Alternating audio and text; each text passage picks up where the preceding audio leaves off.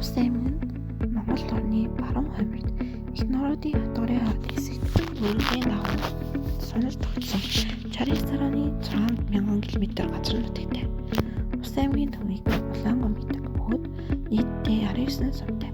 Увс аймаг нь 1686 онд Ойрд Монголын их хаан Галдан Бошиг тархи агуулгаас сууг татуулж Увс нуурын хотгор 3 тэл, Арсай, Мянганбэл, Хар толгой, буруу зүр зэрэг газрууд тариалж эхэлсэн нь суурин амьдралын үндэс тавигдаж улмаар Улаангом аймгийн анхны шав тамигдсан гэж үздэг.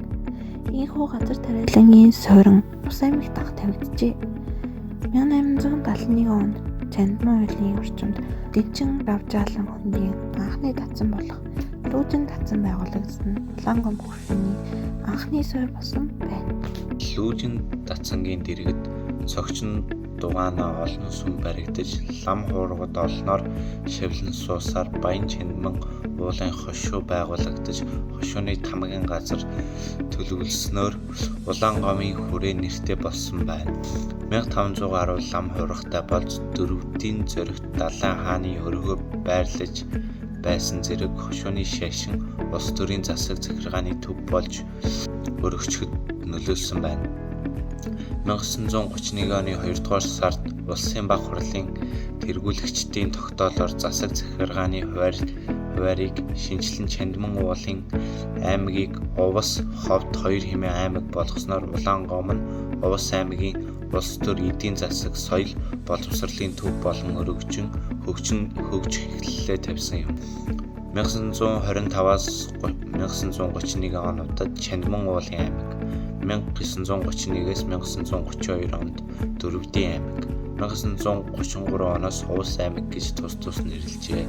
1931 онд Чандман уулын аймгийг 2 аймаг болгоход Увс аймаг 16 сум, 150 баг, 9133 өрх, 43188 хүн амтай байжээ. 1931 оны 2 сарын 6-нд Увс аймгийн жилийн заагийг тогтоосноор үүссэн. Аймгийн төв нь Улаангом хот 19 сум 92 багт хуваагддаг. Аймгийн төвөөс хамгийн ойрхон сум Түргэн 28 км, хамгийн аслагдсан Дүүн Хангай сум 365 км-ийн зайтай байна. Манай нутгийн байгалийн үзэсгэлэнт газрууд Увс нуур Увс аймгийн хойд хэсэгт оршдог.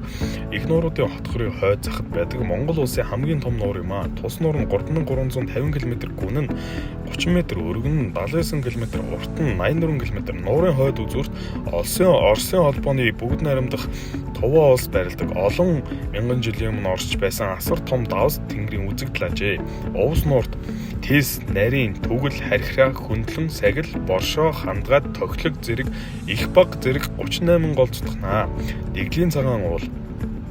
Монгол Алтай нурууны зарчим хаднуудаас үүсэлтэй түргэний уулсын ноён өргөл Дэглийн уул нь далайн түвшнээс дэш 3978 м өндөр, түргэний уулс бүх мөрөн түргэн сумын дамжин 70 орчим км үргэлжлэдэг. Уулс бөгөөд Дэглийн цагаан уулс нь зүүн тийш хавцлын бом хүртэлх 145.1 га 145.1 мянган 1 га талбайг хамаарна. Дэглийн уул нь ой тагтаага уу түргэний уус голд орхиотойгоо мөнх цастай голтой бэлээрээ үзэсгэлэнт нууруудын өвөрмөц тогтоц бүхий хадын хисаатай ховор болон ховорцсон ургамлын амтан аймагтай. Энэ уулнаас түргэн буурал хархираа Яматын голууд их авдаг.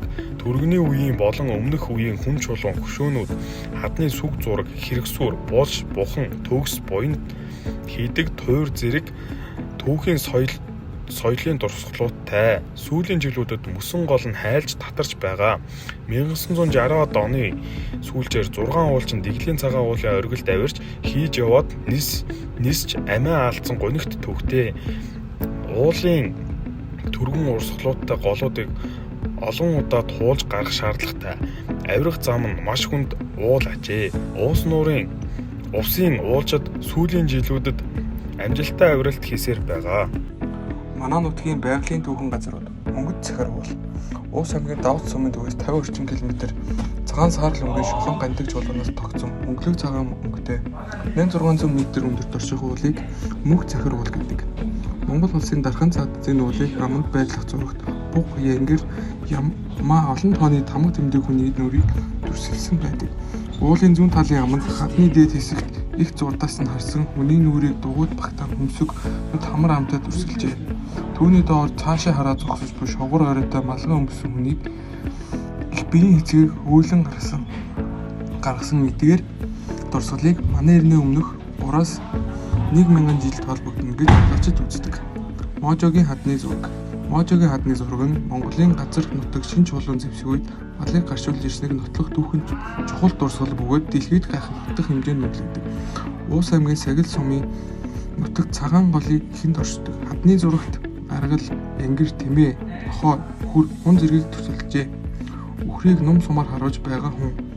Мөн хөтлөж явж буй хүнийг дүрсэлсэн бөгөөд хойд цэнхрийн агуйн зургийн адил үн цэнтэй гэж үздэг. Можогийн хадны нэгэн том төлгөр хэсэгт хэд хэдэн үгээр дүрсээд гол нь данхар том ивэртэй гоёмсог биетэй буйг зориуд тодор харуулсан байдаг. Хадны дурсгал түгээмэл тохиолдох тэмдэг болох амьтны өвчлийг биелэгдсэн. 100 дугуй хонхыг бүхэн хэсэг харалтаа дүрсэлжээ. Манай аймгийн түүхэндх зүтгэлтнүүд Юнжагийн Цэдэнбал 1916 оны 9 сарын 17-нд Үнэн Зоригтой аймгийн Зоригтой гушуунд Өнөөгийн Увс аймгийн Давс цуманд Хандгаатын гол хэмээх газар төрсөн. 1991 оны 4 сарын 21-нд Москва хотод нас барсан. 1940 оноос 1984 он хүртэл бүгд найрамдах Монгол ард улсыг удирдах байв. Тэрээр амьдралынхаа туршид бүгд найрамдах Монгол ард улсын төрийн тэргүүн ерөнхий сайд Монгол ардын хувьцгалт намын төв хорооны ерөнхий найрын бичгийн дарга улс төрийн товчооны гишүүнээр ажиллаж байв. Бүгд найрамдах Монгол ард улсын маршал, бүгд найрамдах Монгол ард улсын баатар, хөдөлмөрийн баатар цолоор шагнагдаж байв. Цэндийн молон 1932 онд Увс аймгийн Давс цумны нутагт төрсөн. 2020 оны 11-р сарын 10-нд нас барсан.